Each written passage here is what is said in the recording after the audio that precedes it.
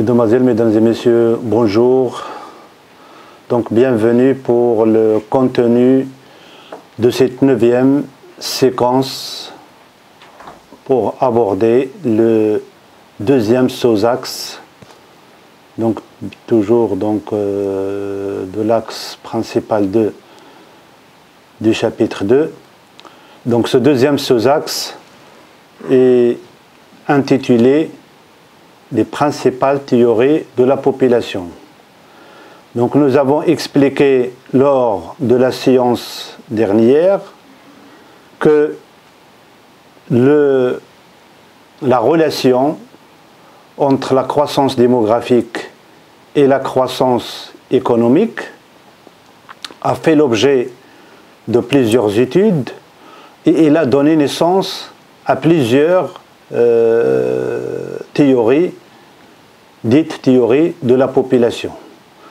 Donc les plus importantes que nous allons exposer dans ce deuxième axe ou sous-axe principal, c'est la théorie d'Ibn Khaldoun, puis la théorie de Toussaint, puis la théorie de Thomas Robert Malthus, puis la théorie d'Alfred Sauvy. Donc كما سبق أن أشرنا خلال الحصة الماضية فدراسة العلاقة بين النمو الديموغرافي والنمو الاقتصادي أدى إلى ظهور مجموعة من النظريات سميت بالنظريات السكانية. أهم هذه النظريات على المستوى العالمي هناك نظرية ابن خلدون، دونك باحث وعالم الاجتماع المعروف ابن خلدون، ثم نظرية توساند، ثم نظرية توماس روبير مالثوس المعروفة بالنظرية التشاؤمية حول السكان، ثم نظرية الباحث الفرنسي ألفريد سوي. Nous, dans un premier temps, c'est-à-dire dans cette séquence 9, nous allons nous intéresser uniquement aux deux premières théories, c'est-à-dire la théorie d'Ibn Khaldoun et la théorie de Toussaint.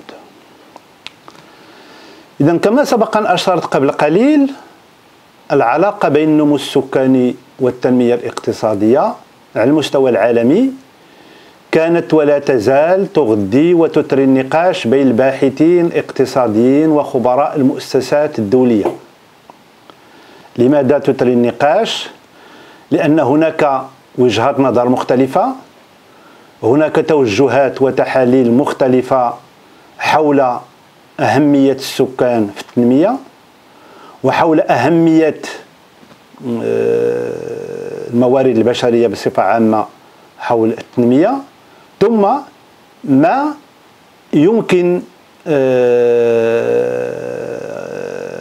الإشارة إليه أو القول حول الانفجار الديموغرافي وعلاقته بالتنمية الاقتصادية. هل الانفجار الديموغرافي اعتمادا من طبيعة الحال على المؤشرات التي سبق أن قدمناها خلال الحصة الماضية، هل الانفجار الديموغرافي وكثرة السكان وكثرة الشباب هل هو عنصر إيجابي في التنمية الاقتصادية في مسلسل الاقتصادي أم عنصر سلبي؟ إذن هذا ما ستحاول أو حاول الباحثون الإجابة عليه من خلال النظريات السالفة الذكر. إذا نتج عن هذا النقاش ظهور العديد من النظريات السكانية التي اهتمت بهذه العلاقة بين السكان والتنمية. فمن جانب هناك نظريات تعتبر النمو السكاني كحافز للنمو الاقتصادي، نظرا للدور الذي قد يلعبه العنصر البشري في مسلسل التنمية البشرية، وهذا هو وجهة نظر ومضمون نظرية ابن خلدون التي يقال عنها النظرية التفاؤلية، لأنها تتفاءل بكون الإنسان عنصر إيجابي في التنمية وليس عنصرا سلبيا. ومن جانب آخر هناك نظريات تؤمن وتدافع عن وجهة نظر معاكسة للتوجه الأول، حيث تعتبر النمو السكاني المرتفع خطرا على الموارد الاقتصادية والثروات التي تعتبر في نظرهم أساس النمو الاقتصادي والسبيل لتحقيق التنمية الاقتصادية لشعوب العالم. أي ماذا؟ أي أن مضمون هذه النظريات غالبا ما يكون ذو مضمون ذو وجهة نظر تشاؤمية، وهذه هي وجهة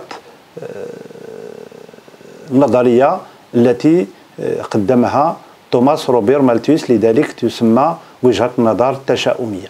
لماذا؟ لأن تعتبر السكان خطر على التنمية. كيف؟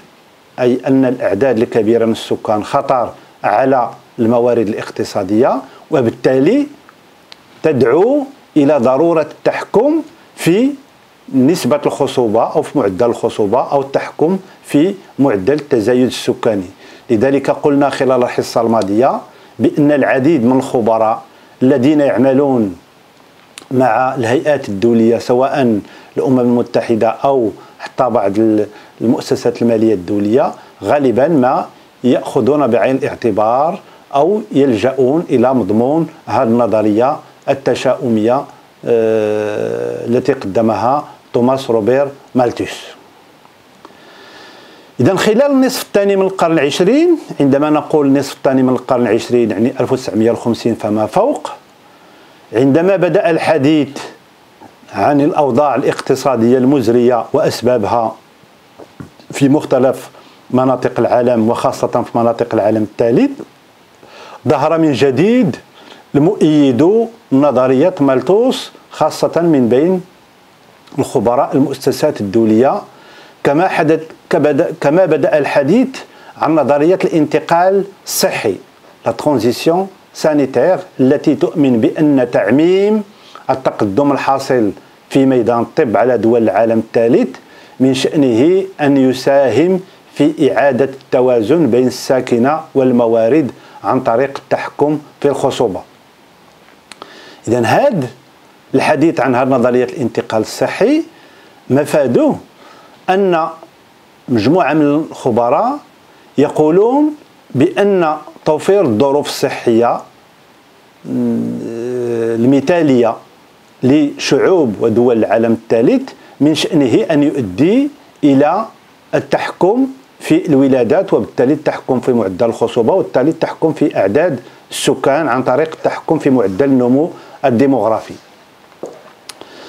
لكن هناك بعض الآراء المخالفة لهذا التوجه، باعتبار أن باحثين آخرين يقولون بأن هناك عوامل أخرى تتحكم في معدل الخصوبة أو في معدل التزايد السكاني غير مرتبطة فقط بالجانب الصحي كما هو الحال بالنسبة للعوامل المرتبطة بالثقافة والدين، نظرا لأن عادات وتقاليد بعض المجتمعات السكانية غالبا ما ترفض اللجوء إلى استعمال موانع الحمل أو الوسائل التي تسعى للحد من الخصوبة أو من أعداد السكان.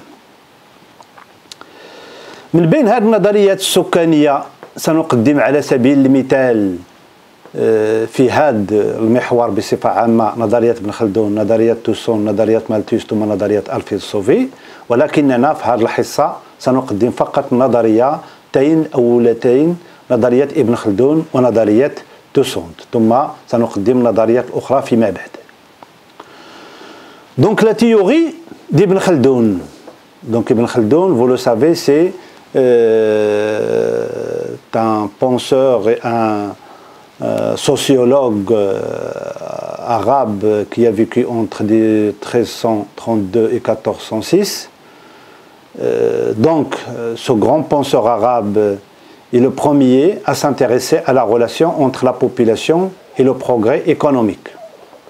Donc pour lui, il considère la population comme un facteur indispensable d'expansion économique Il estime que la puissance humaine est la première richesse dont peut disposer une nation.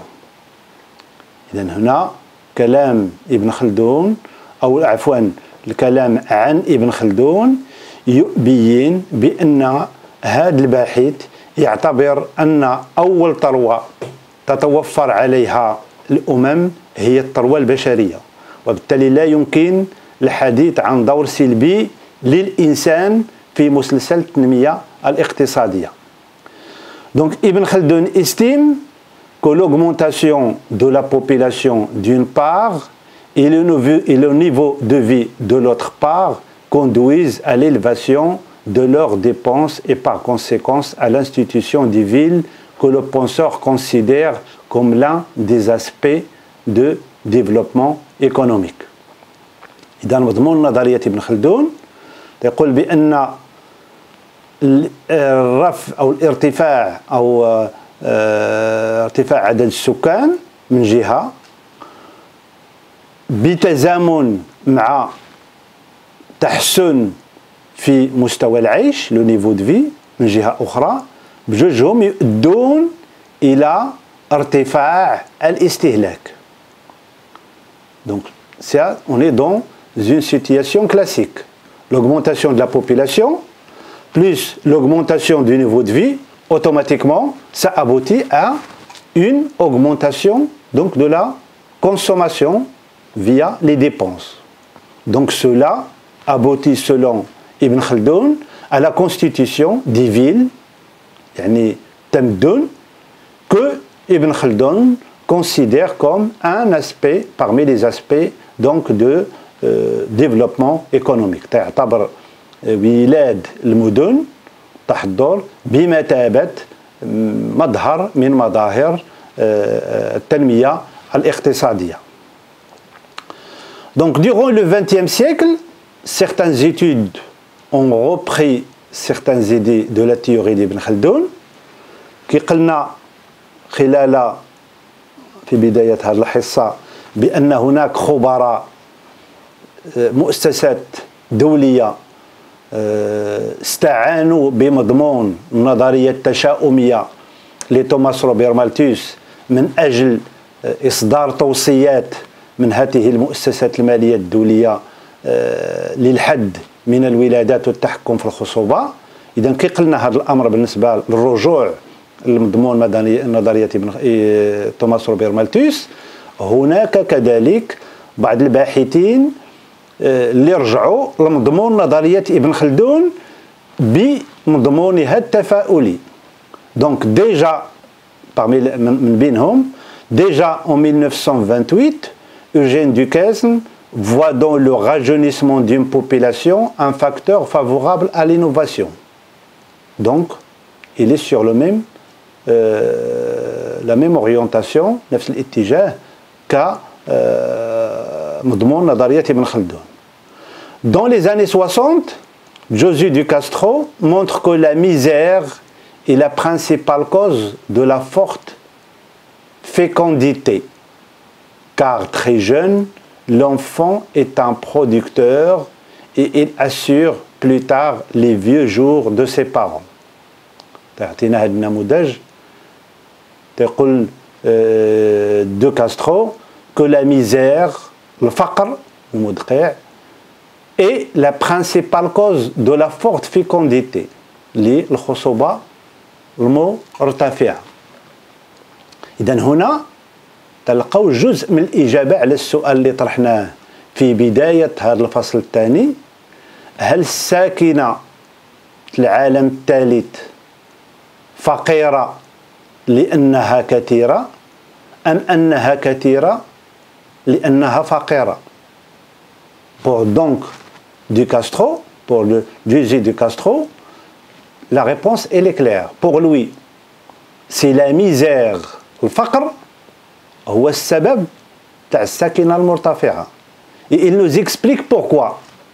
Donc pour lui, c'est parce que l'enfant qui se marie très tôt est un producteur. Qui travaille très tôt est un producteur. Donc il assure plus tard les vieux jours de ses parents. هنا تنعودوا نرجعوا للعناصر المرتبطة بالثقافة لدى مجموعات بشرية أو شعوب معينة واللي يمكن يكون عندها ارتباط كذلك بالعقائد تاع هذه الساكنة أو تلك البلدان التي مفادها أن الإنسان يلجأ إلى